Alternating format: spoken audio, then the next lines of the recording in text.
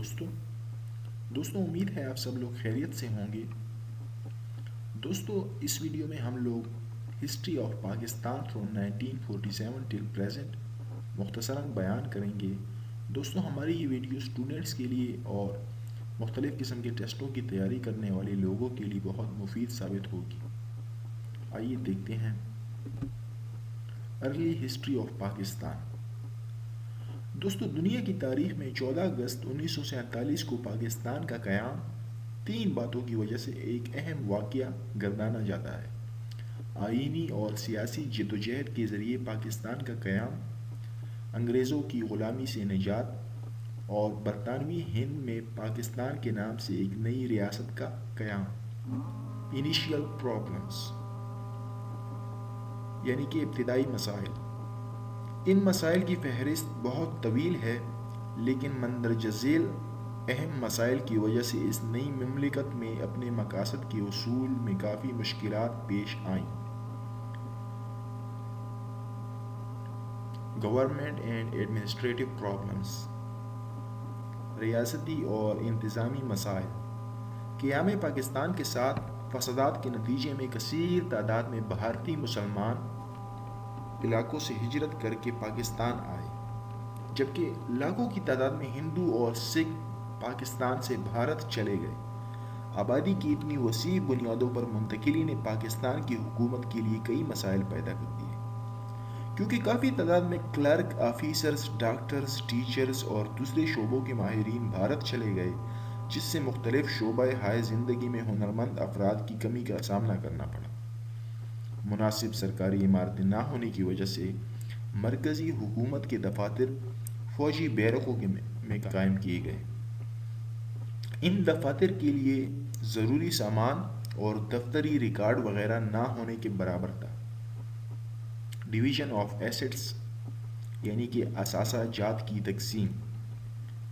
برطانوی حکومت نے جو اثاثے پاکستان اور بھارت کے مابین تقسیم کیے، ان کے مطابق تقریباً 75 کروڑ روپے پاکستان کے حصے میں آئے، لیکن بدقسمتی سے ابتدائی طور پر پاکستان کو صرف 20 کروڑ ادا کیے گئے۔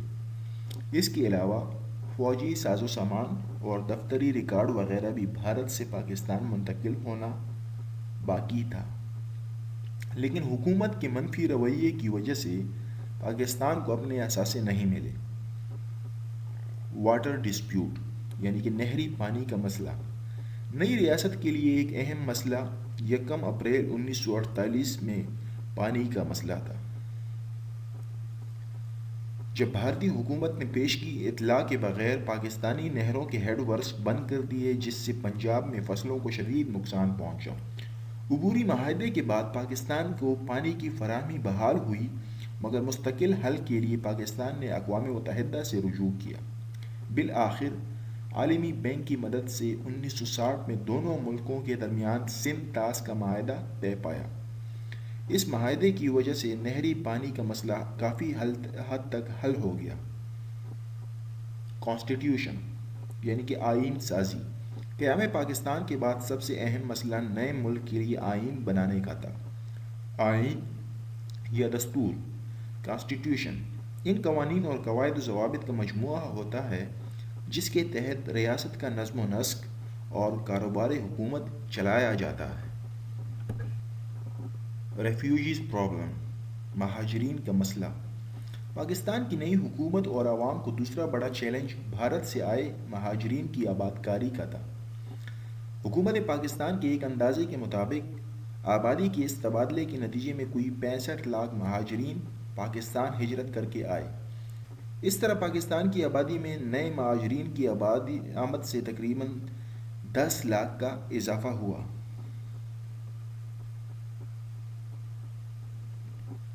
جیوگرافیکل اینڈ ڈیفنس پرابلمز، جغرافیائی اور دفاعی مسائل۔ پاکستان کو پہلے دن سے ہی اپنی سرحدوں کی دفاع کی فکر لاحق تھی، کیونکہ مشرقی اور مغربی پاکستان کے مابین 1600 کلومیٹر کا فاصلہ تھا، بلکہ ان دونوں حصوں کے درمیان بھارت بھی واقع تھا، جس کے ساتھ مختلف وجوہات کی بنیاد پر پاکستان کے تعلقات خوشگوار نہ تھے۔ ان کے علاوہ مالی اور عسکری لحاظ سے بھی پاکستان کی پوزیشن مضبوط نہیں تھی۔ جدید اسلحہ، ہوائی اور بحری جہاز، جنگی آلات حکومت پاکستان کے پاس نہ ہونے کے برابر تھے۔ اکانومک پرابلمز یعنی کہ معاشی مسائل۔ تقسیم کے وقت ہندوستان میں کل 921 بڑے کارخانے تھے، جن میں صرف 34 پاکستان کے حصے میں آئے۔ سیاسی بحران اور مہاجرین کی آمد سے ان حالات اور بھی خراب ہو گئے، لیکن حکومت نے ذمہ دارانہ طریقے سے معاشی بدحالی پر قابو پا کر ملک کو اپنے پاؤں پر کھڑا کر دیا۔ Role of Quaid Azam and Liaquat Ali Khan for national stability. ملکی استحکام کے لیے پاکستان میں قائد اعظم اور لیاقت علی خان کا کردار۔ آزادی کی تحریک اور قیام پاکستان کے لیے پاکستان کے پہلے گورنر جنرل قائد اعظم محمد علی جناح اور وزیر اعظم لیاقت علی خان نے نہ صرف آئینی جدوجہد کی بلکہ دن رات ایک کر کے ملک کو اپنے پاؤں پر کھڑا کرنے کے لیے انتھک محنت کی۔ لیکن 1 سال اور 25 دنوں تک ملک کی خدمت کرنے کے بعد بابائے قوم 11 ستمبر 1948 کو وفات پا گئے۔ 1 سال کے قلیل عرصے میں قائد اعظم نے لیاقت علی خان کے ساتھ مل کر ایسے اقدامات کیے جن پر عمل کرتے ہوئے حکومت پاکستان نے کافی مسائل پر قابو پا لیا۔ کچھ زرعی اصول جس کی قائد اعظم نے نشاندہی کی وہ درج ذیل ہیں۔ مہاجرین کی آبادی کے لیے نہ صرف لوگوں کو صبر کی تلقین کی بلکہ مہاجرین ریلیف فنڈ قائم کیے، مہاجرین کی حالات کا جائزہ لینے کے لیے خود ان کے کیمپوں کا دورہ کیا۔ ڈیفنس۔ ملک کی سالمیت کے مسئلے کو مقدم رکھتے ہوئے حکومت نے ملکی بجٹ کا ایک بڑا حصہ دفاع کے لیے مختص کر دیا۔ Advise to government servants. Quaid Azam نے 15 جون 1948 کے اپنے خطاب میں صوبائی اور نسلی تعصب سے گریز کا مشورہ دیا اور سرکاری ملازمین کو تلقین کی کہ آپ لوگ قوم کی خادم کی حیثیت سے اپنے فرائض سر انجام دیں۔ Principles of economy. پاکستان کی معاشی حیثیت کو مضبوط بنیادوں پر کھڑا کرنے کے لیے قائد اعظم نے لیاقت علی خان کے ساتھ مل کر معیشت کے کچھ رہنما اصولوں کا تعین کیا۔ Advise to students. آپ نے نوجوانوں کو تلقین کی کہ صرف اور صرف تعلیم پر توجہ دیں اور احتجاجی سیاست سے گریز کریں، بلکہ ملک کی بقا اور خوشحالی کے لیے کام کریں۔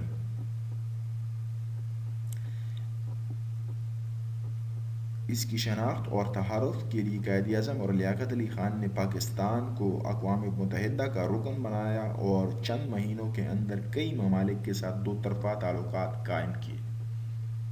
دوستو، یہ قائد اعظم اور لیاقت علی خان کی انتھک محنتوں اور کاوشوں کا صلہ ہی تھا کہ پاکستان جو ہے جلد ہی اپنے پاؤں پر کھڑا ہو سکا۔ دوستو، قائد اعظم کے 3 رہنما اصول تھے جن میں ایمان، اتحاد اور تنظیم شامل ہیں۔ ایکسیشن آف اسٹیٹس یعنی کہ ریاستوں کا الحاق۔ دوستو، آزادی سے پہلے برطانوی ہندوستان میں 560 کے قریب شاہی ریاستیں یعنی کہ پرنسلی اسٹیٹس موجود تھیں، لیکن جون 1947 کے منصوبے کے تحت اور باتوں کے علاوہ ان ریاستوں کو یہ اختیار دیا گیا کہ وہ آزاد رہنا چاہتے ہیں یا پھر بھارت یا پاکستان دونوں ممالک میں کسی ایک کے ساتھ الحاق کرنا چاہتے ہیں۔ دوستو، ان ریاستوں میں سب سے اہم ریاست جو تھی وہ ایک کشمیر اور جموں و کشمیر کی تھی اور دوسری حیدرآباد کی تھی۔ دوستو، حیدرآباد ہندوستان کی ایک خوشحال اور گنجان آباد ریاست تھی۔ اس کی آبادی ہندو اکثریت پر مشتمل تھی، مگر اس کا حکمران نظام مسلمان تھا۔ نظام حیدرآباد اس کی آزاد حیثیت برقرار رکھنا چاہتا تھا۔ اس نے وائسرائے سے استدعا کی کہ ریاست کو ڈومینین اسٹیٹ یعنی کہ ایک ایسی آزاد ریاست جس کی گورنر جنرل کا تقرر تاج برطانیہ کرے کی حیثیت دی جائے، مگر وہ نہ مانا۔ بھارت نے ریاست کی ناکہ بندی کر دی اور فوج کشی کر کے حیدرآباد کی ریاست کو زبردستی بھارت میں شامل کر دیا۔ اس کے علاوہ ایک اہم ریاست جموں و کشمیر کی تھی جس کی آبادی 1941 کی مردم شماری کے مطابق 40 لاکھ تھی۔ اس کی تقریباً 1000 کلومیٹر لمبی سرحد پاکستان کے ساتھ ملتی ہے۔ اس کے علاوہ کشمیر کے سب دریا بہہ کر پاکستان میں آتے ہیں اور ریاست کے بیشتر راستے بھی پاکستان سے ملتے ہیں۔ تقسیم ہند کے 3 جون 1947 کے منصوبے کے تحت اگرچہ ان ریاستوں کو اختیار دیا گیا کہ وہ بھارت یا پاکستان کے ساتھ الحاق کر سکتی ہیں یا آزاد بھی رہ سکتی ہیں، مگر ان کے ساتھ ساتھ 2 باتوں کا خیال رکھنے کی پابند ہوں گی: جغرافیائی محل وقوع کو نظر انداز نہ کیا جائے اور اس کے علاوہ عوام کی مرضی کے مطابق الحاق کا فیصلہ ہو۔ کشمیر کا مہاراجہ ہری سنگھ نے پاکستان کے ساتھ ایک معاہدہ اسٹینڈ سٹل ایگریمنٹ کیا، لیکن بھارت نے اسی طریقے سے معاہدے کرنے سے انکار کر دیا۔ اس کے بعد کشمیر میں آزادی کی تحریک شروع ہو گئی، جسے مہاراجہ کچلنے میں ناکام رہا۔ اس نے بھارت سے مدد طلب کی۔ بھارت کے انگریز governor general Lord Mountbatten نے مہاراجہ کی درخواست پر سری نگر فوج روانہ کر دی، لیکن ساتھ ہی یہ بات واضح کر دی کہ اگر ریاست کے مستقبل کا فیصلہ ریاست کے عوام ہی کریں۔ 22 اکتوبر 1947 کو کشمیریوں کی مدد کے لیے صوبہ سرحد یعنی کہ خیبر پختونخوا سے اور اس کے ملحقہ قبائلی علاقوں کے لوگ کشمیر پہنچے۔ 1 نومبر 1948 میں قائد اعظم نے ماؤنٹ بیٹن سے بھی مذاکرات شروع کر دیے، جو مذاکرات ناکام ہوئے۔ اسی اثناء میں بھارتی حکومت نے ریاست میں اپنا فوجی قبضہ جما لیا، جسے برقرار رکھنے کے لیے خود بھارتی حکومت 1 جنوری 1948 کو کشمیر کا مسئلہ سلامتی کونسل لے گئی۔ سلامتی کونسل نے 12 اگست 1948 اور 5 جنوری 1939 میں 2 قراردادیں منظور کی، جنہیں پاکستان اور بھارت کی حکومتوں نے تسلیم کیا، لیکن افسوس کہ ان قراردادوں کے اوپر آج تک بھارت کی حکومت نے عمل درآمد نہیں کیا۔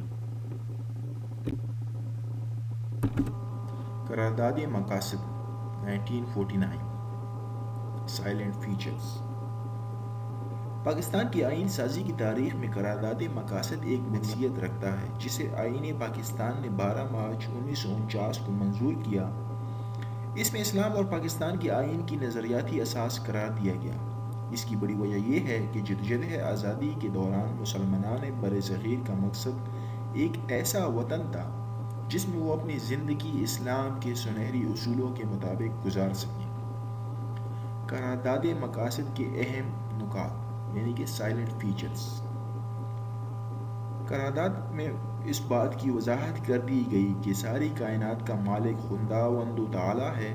پاکستان کے عوام اختیارات کو اللہ تعالیٰ کی مقرر کردہ حدود میں رہ کر بطور ایک مقدس امانت استعمال کریں گے۔ ریاست اپنے اختیارات کا استعمال عوام کے منتخب نمائندوں کے ذریعے کرے گی۔ ملک میں جمہوریت، آزادی، مساوات اور معاشرتی انصاف کی اسلامی اقدار کو فروغ دیا جائے گا۔ ملک میں مسلمانوں کی اسلامی تعلیمات کے مطابق زندگی گزارنے کے لیے بہتر اور مناسب ماحول فراہم کیا جائے گا۔ اقلیتوں کو پوری آزادی ہوگی کہ وہ اپنے مذہب اور ثقافت کے مطابق زندگی گزار سکیں۔ امپورٹنس یعنی کہ قرارداد مقاصد کی اہمیت۔ اس کی اہمیت کا اندازہ اس بات سے لگایا جا سکتا ہے کہ اس کے بعد جتنے بھی آئین بنے، ان کی بنیاد قرارداد مقاصد کے اوپر ہی رکھی گئی۔ 1973 کے آئین میں اور اس کے علاوہ 1985 میں ترامیم کر کے اسے باقاعدہ حصہ بنایا گیا، جبکہ اس کے بعد یہ تمام دساتیر میں بطور ابتدائیہ یعنی کہ پیرامیبیل شامل رہی۔ کانسٹیٹیوشنل ڈیولپمنٹ یعنی کہ آئینی ارتقاء۔ قرارداد مقاصد کی منظوری کے بعد دوسرا مرحلہ ان مقاصد کی بنیاد پر ملک کا آئین بنانا تھا۔ آئین سازی کا کام تیز کرنے کے لیے مختلف کمیٹیاں ترتیب دی گئیں، جن میں ایک بنیادی اصولوں کی کمیٹی بھی شامل تھی۔ اس کمیٹی نے اپنی سفارشات یکے بعد دیگرے پیش کیں، مگر مسترد کر دی گئیں۔ جون 1955 میں دوسری بار آئین ساز اسمبلی معرض وجود میں آئی۔ اس اسمبلی کا اہم فیصلہ 1 یونٹ کا قیام تھا، جس کے تحت پاکستان کے مغربی حصے اور چاروں صوبوں کو ملا کر ایک نیا صوبہ تشکیل دیا گیا، جس کا نام مغربی پاکستان رکھا گیا۔ اس طرح مشرقی بنگال کا نام مشرقی پاکستان رکھا گیا۔ کانسٹیٹیوشن آف 1956 یعنی کہ 1956 کا آئین۔ نئے وزیر اعظم چودھری محمد علی کی رہنمائی میں دستور ساز اسمبلی نے آئین سازی کا کام تیز کر دیا۔ بالآخر ملک کا پہلا آئین 23 مارچ 1956 کو نافذ ہوا۔ اس آئین میں 234 دفعات شامل تھیں۔ سائلنٹ فیچرز یعنی کہ 1956 کے آئین کی نمایاں خصوصیات۔ 1956 کے آئین میں قرارداد مقاصد کو افتتاحیہ کے طور پر شامل کیا گیا۔ ملک کا نام اسلامی جمہوریہ پاکستان رکھا گیا۔ آئین کی روح سے سربراہ مملکت کا مسلمان ہونا ضروری تھا۔ آئین میں کہا گیا کہ پاکستان میں کوئی نیا قانون قرآن و سنت کے منافی نہیں بنایا جائے گا۔ آئین میں کہا گیا کہ سود، عصمت فروشی اور جوا اور شراب کا خاتمہ کیا جائے گا۔ آئین میں زکوٰۃ اور اوقاف کا بہتر بندوبست اور انتظام کرنے کا وعدہ کیا گیا۔ پاکستان کو ایک فلاحی ریاست ہوگی جس میں مزدوروں کے اوقات بہتر بنانے، تعلیم اور میڈیکل کی سہولیات فراہم کرنے اور اس کے علاوہ روٹی، کپڑا اور مکان کی ضروریات پوری کرنا حکومت کی ذمہ داری قرار دی گئی۔ جنرل ایوب خان ہیں 1958 مارشل لا۔ صرف ذاتی مفاد کے لیے پاکستان کے پہلے صدر سکندر مرزا نے 1956 کے آئین کو منسوخ کرتے ہوئے 7 اکتوبر 1958 کو ملک میں مارشل لا کا نافذ کر دیا اور بری فوج کے سربراہ جنرل ایوب خان کو مارشل لا ایڈمنسٹریٹر بنا دیا۔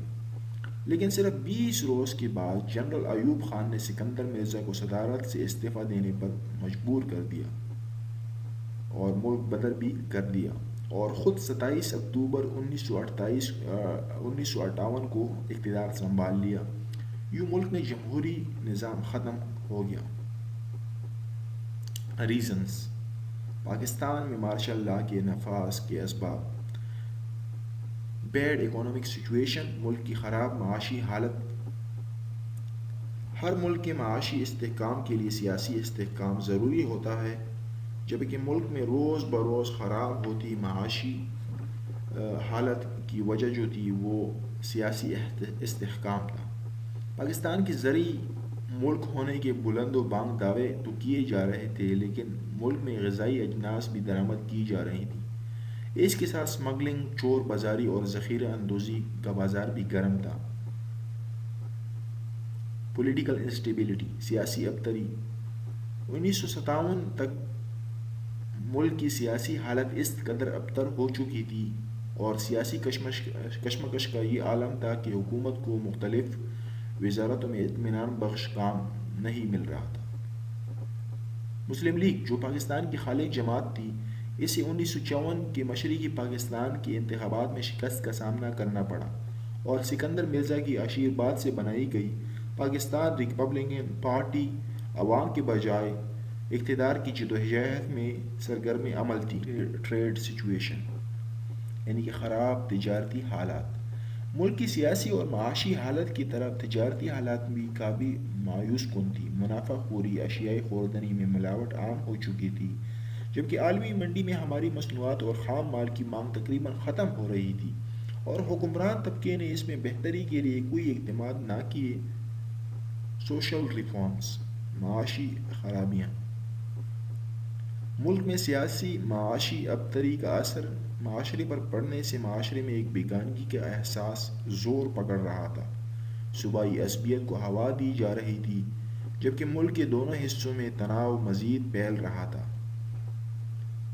متفرق مسائل: ملک میں سیاسی اداروں کی کمزوری کے ساتھ ساتھ سیاستدانوں، حکمرانوں اور نوکر شاہی میں احساس ذمہ داری مفقود ہو کر رہ گیا تھا۔ انہیں قومی اور عوامی مفاد کی جگہ اپنا اپنا مفاد عزیز تھا۔ ساتھ ہی حکومت کے اہم ستون یعنی کہ عدلیہ کا کردار بھی قابل ستائش نہیں تھا۔ اس کے علاوہ ملک کے دیرینہ مسائل مثلاً مہاجرین کی آبادکاری، نہری پانی کا مسئلہ اور مسئلہ کشمیر بھی سرخانوں میں پڑے رہے۔ ایوب خان ریفارمز، ایوب خان دور حکومت کی اصلاحات، جس میں چیدہ درج ذیل تھیں۔ سب سے پہلے ایگریکلچرل ریفارمز یعنی کہ زرعی اصلاحات۔ پاکستان چونکہ بنیادی طور پر ایک زرعی ملک ہے، اس لیے 31 اکتوبر 1958 کو نئی حکومت نے ایک کمیشن قائم کیا جس نے زراعت کے مسائل کے حل اور بہتری کے لیے ایک رپورٹ جنوری 1959 میں حکومت کو پیش کی، اور حکومت نے اس پر فوری عمل کرتے ہوئے مندرجہ ذیل اصلاحات نافذ کی۔ حکومت نے تمام جاگیریں ختم کر دیں۔ کسی بھی شخص کے لیے حد ملکیت 1500 ایکڑ، 500 ایکڑ نہری اور 1000 ایکڑ بارانی زمین رکھی گئی۔ اس کے علاوہ زمیندار اپنے پاس باغات کے لیے 150 ایکڑ زمین رکھ سکتا تھا۔ مزارعین کے حقوق کا تحفظ کیا گیا۔ کسان سے بیگار یا جبراً خدمت سختی سے ممنوع قرار دی گئی۔ اشمال اراضی کے سلسلے میں بھی حکومت نے انقلابی قدم اٹھایا اور زمین کے چھوٹے چھوٹے ٹکڑوں کو یکجا کر کے جدید کاشتکاری کے قابل بنایا۔ اکنامک ریفارمز یعنی کہ معاشی اصلاحات۔ ایوب خان نے پاکستان کی معاشی ترقی کے لیے بھی ایسے اقدامات کیے کہ 1960 کی دہائی کو بعض حلقوں میں ترقی کی دہائی کہا جانے لگا۔ نئی صنعتیں لگانے کے لیے حکومت نے ایک جامع منصوبے پر کام شروع کیا۔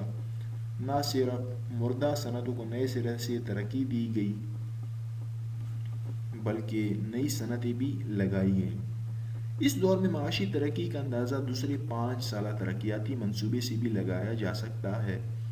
ایوب خان کی اصلاحات کے نتیجے میں ملک میں جو ترقی ہوئی وہ کچھ یوں ہے۔ قومی آمدنی میں 30% اضافہ ہوا اور صنعتی شعبے میں بھی 40% سے زیادہ ترقی ہوئی۔ Pakistan industrial development corporation.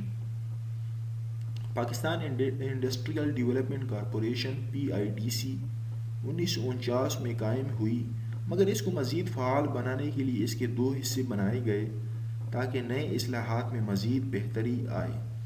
اس دور میں مختلف بڑے بڑے ڈیم مثلا منگلا ڈیم، تربیلا ڈیم وغیرہ جیسے منصوبوں پر کام شروع ہوا۔ بیسک ڈیموکریسیز یعنی بنیادی جمہوریتوں کا نظام۔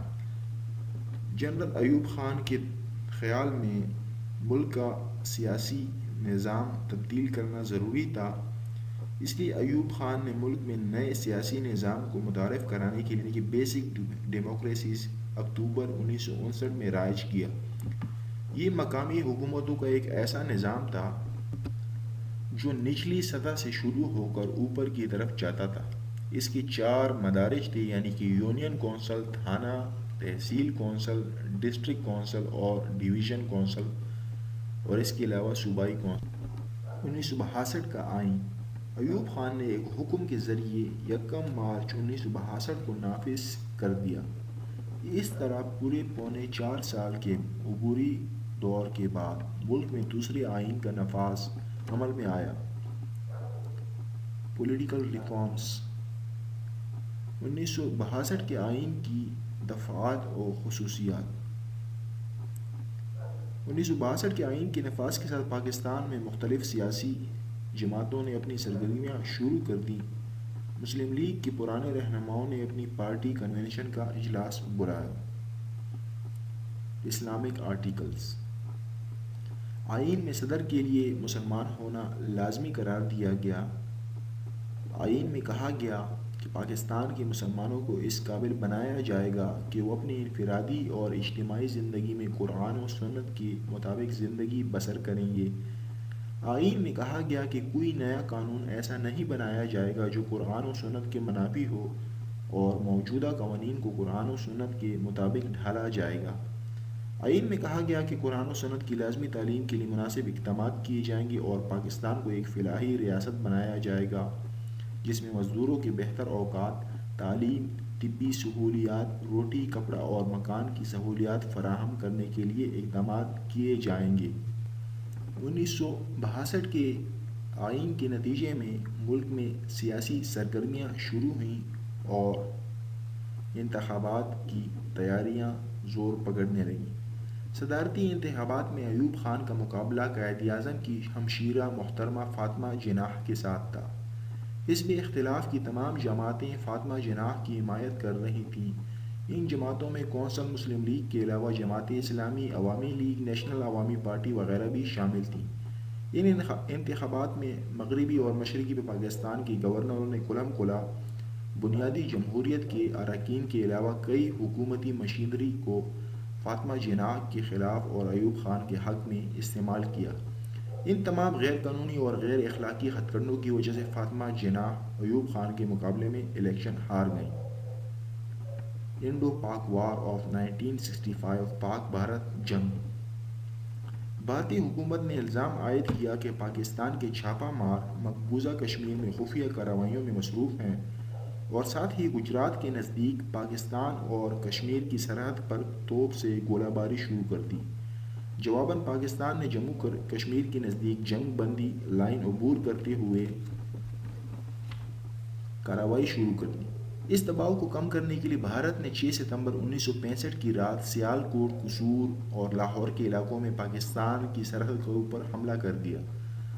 صدر جنرل ایوب خان نے 6 ستمبر کو قوم سے خطاب کرتے ہوئے بھارت سے باقاعدہ جنگ کا اعلان کر دیا۔ پاکستان اور بھارت کی جنگ میں مغربی پاکستان کے مختلف علاقوں یعنی کہ سندھ، پنجاب اور کشمیر کے علاقوں میں پھیل گئی۔ 17 روزہ اس جنگ میں دونوں ملکوں کی بری، فضائی اور سمندری افواج نے حصہ لیا۔ جنگ بندی کے لیے سابق سوویت یونین یعنی کہ روس جہاں دونوں ممالک کو اپنی ثالثی کی پیشکش کی، وہیں اقوام متحدہ نے بھی اپنی کردار کو ادا کیا۔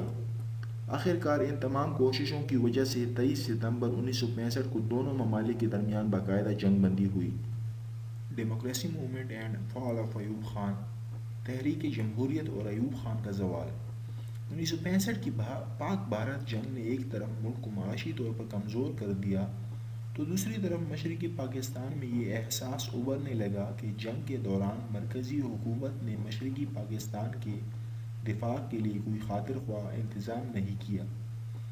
انہوں نے شیخ مجیب الرحمن کی قیادت میں صوبائی خود مختاری کے لیے سیاسی تحریک شروع کر دی۔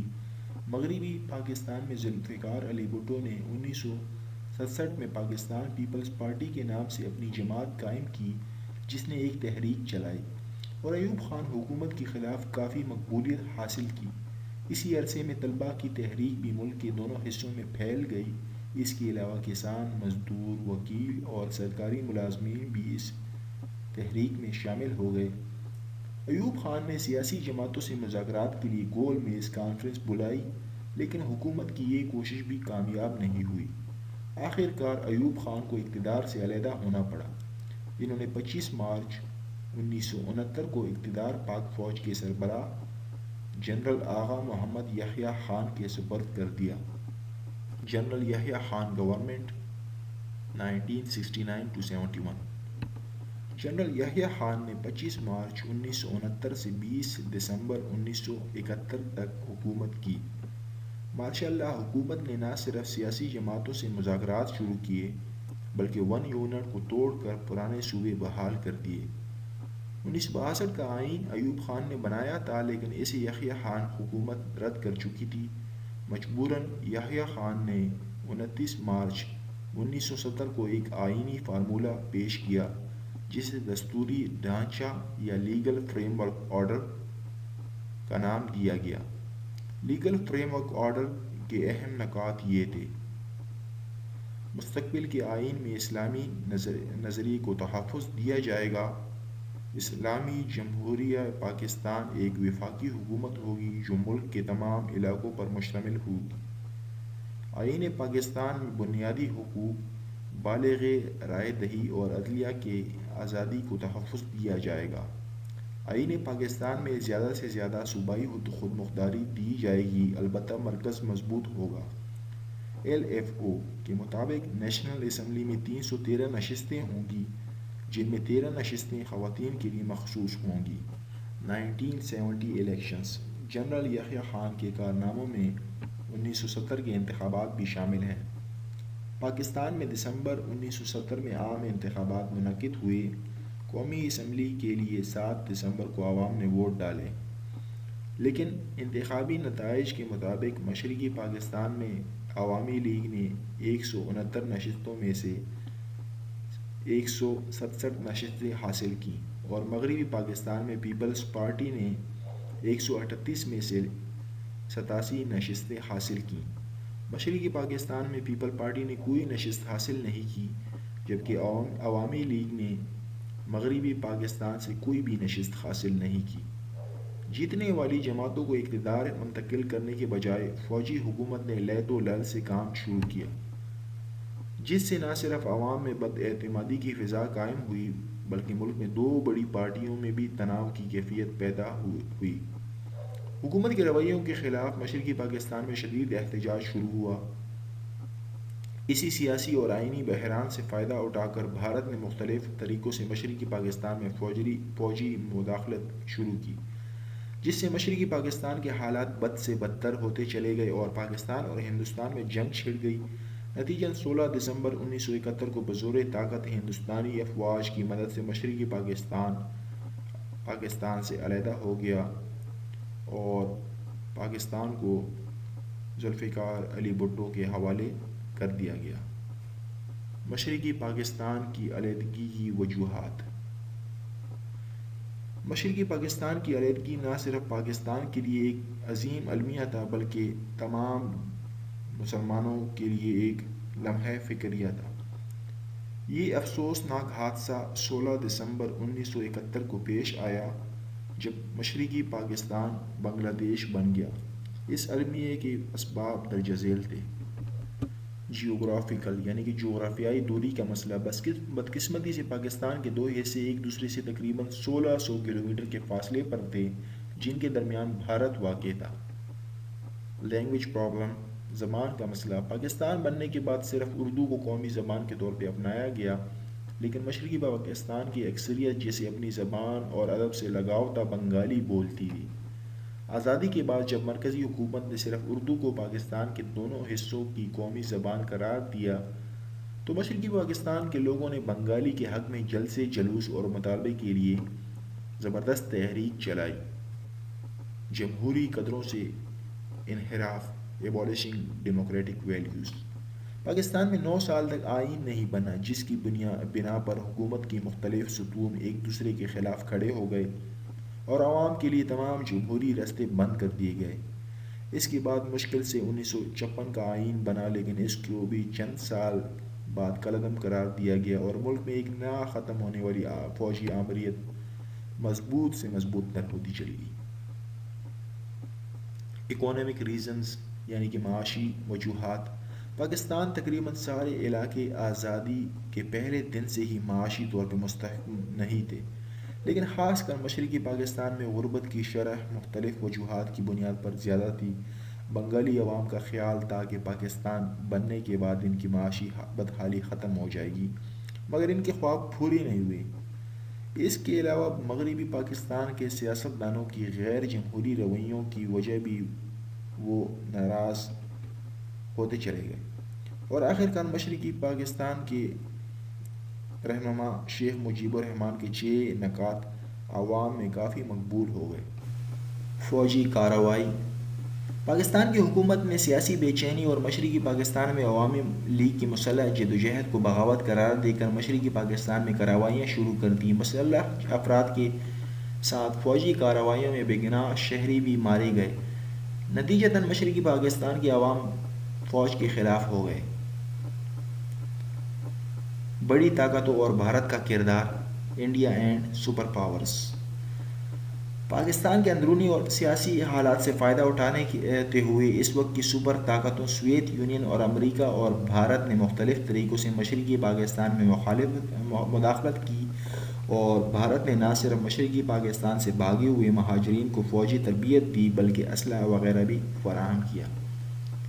دوستو ویڈیو کے اس پارٹ میں ہم لوگوں نے 1970 تک کے واقعات کا جائزہ لیا ہے اور دوسرے پارٹ میں 1970 سے لے کر 2021 تک کے واقعات کو دیکھا جائے گا۔ دوستو امید ہے آپ لوگوں کو یہ ویڈیو پسند آئی ہوگی۔ پلیز میرا چینل سبسکرائب کریں اور ویڈیو کو لائک کریں۔ Thank you very much.